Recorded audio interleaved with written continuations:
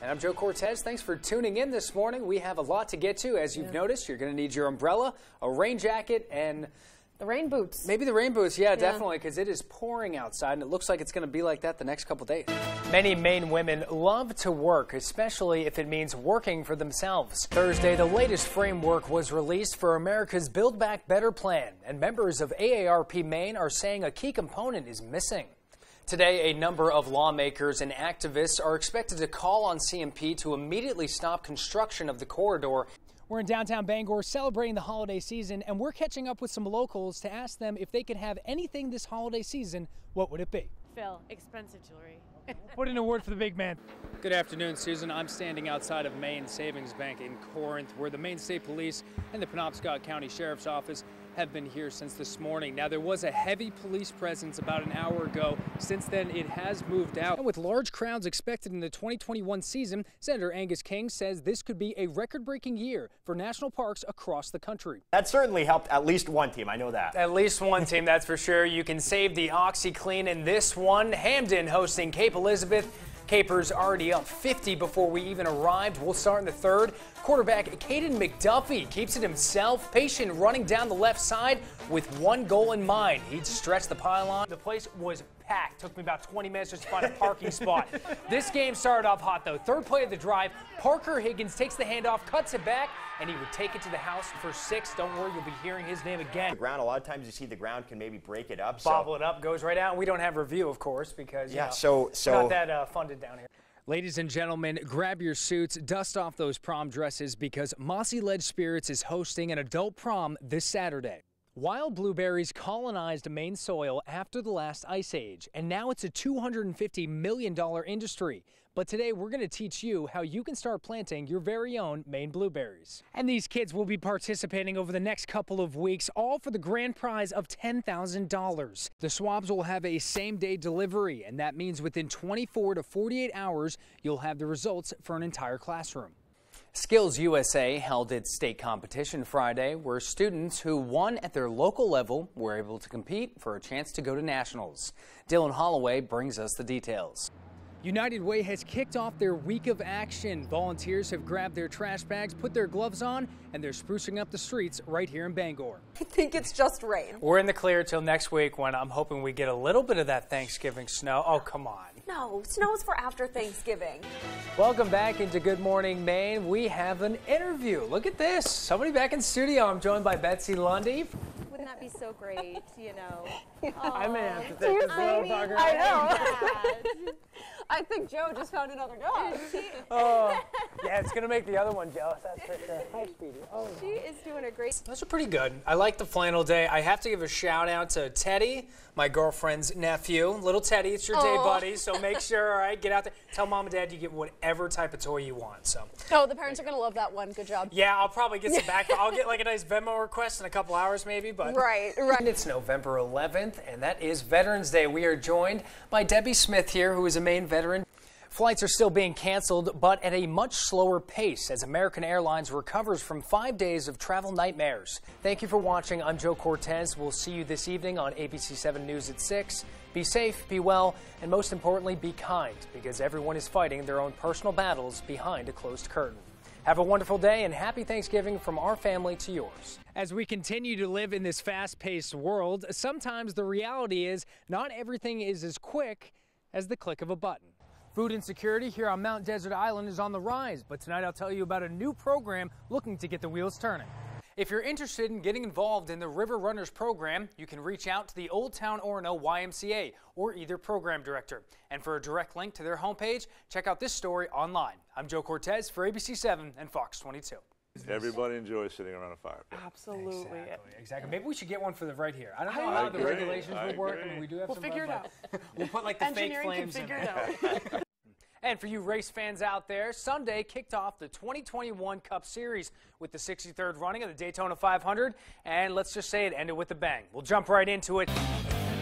And before we throw it over to John Wagner with local sports, we begin with breaking news overnight about Tiger Woods and the injuries he suffered in Tuesday's crash. March 12th, 2020, a day that Mainers will remember as the beginning of a long road ahead. The way people were feeling at the time we didn't know we needed to expect the unexpected from then on. And as the months grew longer and the pandemic wore on, I think people's patience started to wear thin. In just a few weeks, the state would shut down, hospitals would be overwhelmed with challenges, unemployment would rise, and the economy would take a dive. This time last year, 12 months ago, we were on pace for our 12th straight year of record growth in restaurants and hotels in Maine. With all of the obstacles surrounding coronavirus, the public began to look for answers. We tried to tell the public exactly what we knew, when we knew it, as soon as we knew it, and ask for their cooperation, never fudging on the facts and the status of the science and the medical data. But with any discovery, especially a virus that would affect our entire world, research, data, and conclusions take time. The lag time between solid scientific research and the public's need to know is just, it's too long. It's problematic. I don't know a good way around it. Science takes time, and people need to know today. And that's a tough one to blend. Over the course of a year, Mainers would find a way to overcome a new way of living in a world of uncertainty. People grew together, some shoved the negativity aside, took control of what they could, and began to see brighter days ahead. Our learning curve has been just tremendously steep. If you think of all the things we use in everyday conversation now, that if I had said that term 14 months ago, you would have had no idea what I was talking about. Maine businesses teamed up with the University of Maine to combat the virus, making hand sanitizer, protective equipment, and some, such as Puritan Medical in Guildford, even had a national impact. Restaurant owners were accommodating their customers' safety. Schools were educating students through remote learning, and the state was taking steps forward. I mean, the ingenuity that has come out of the woodwork here has been astounding. People making these masks out of spare cloth they have around their house. People trying to be helpful in every kind of way. We learned a lot around not only what it takes to do that, but an insight into what the future is going to look like now. In year 2 of the COVID-19 pandemic, there is still much fight left in the battle, from the state and federal levels to our backyards. But the plan going forward is more concrete than just a short 12 months ago. Keep the faith. We're going to get through this. We're going to get through this together as long as we keep working together. There's some things we can't control when it comes to the summer tourism season and our economy. Part 2 of this series, we'll take a look at the upcoming summer, and we'll hear more from the governor about what the future holds for the state of Maine. October 2019. Vietnam veteran Phil Stouffer, better known as Papa Phil, suffered a brain aneurysm while trying to build his home. 66 years old, busted up, broken up body. I can't even pick up a coffee pot in the morning anymore. I gotta wait for the meds to kick in.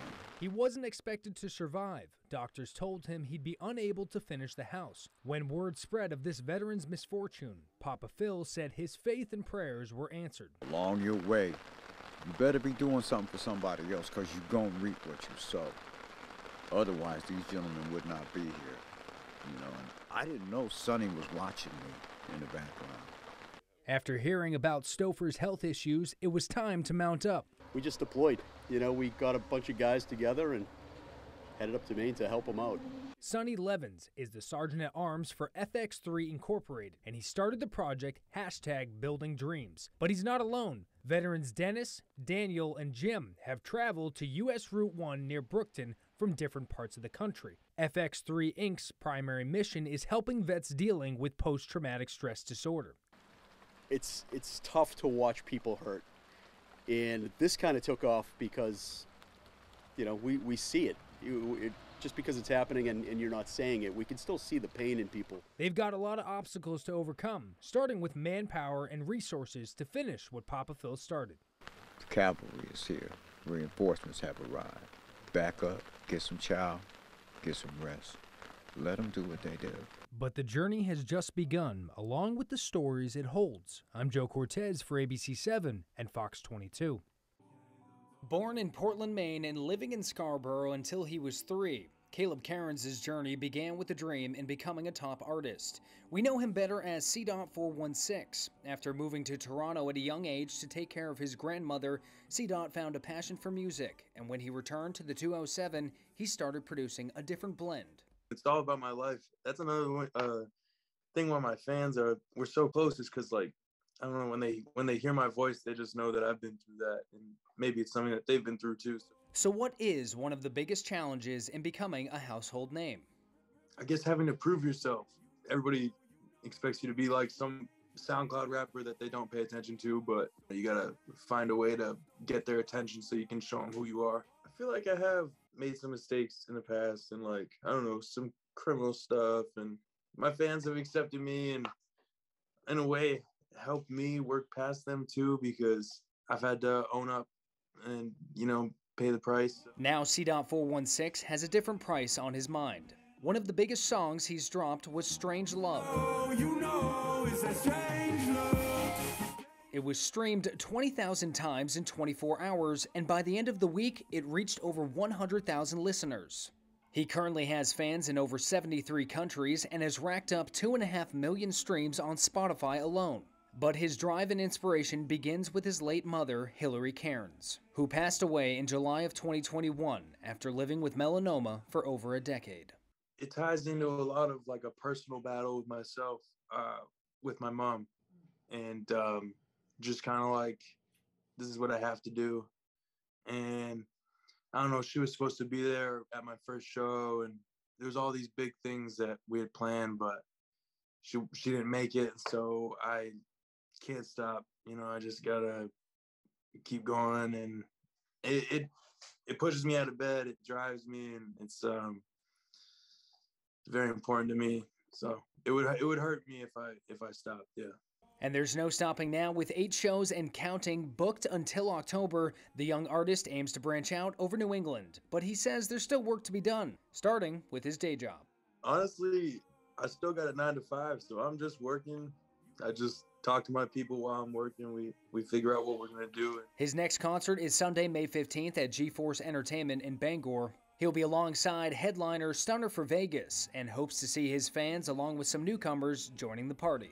I've done a lot of shows in Maine, and I love the fans here for that and, like, supporting me and keep coming to shows. I've seen people at every single show, so it just blows my mind. To continue following C.Dot's story, check him out on Instagram and Facebook. Reporting for ABC7 and Fox 22, I'm Joe Cortese.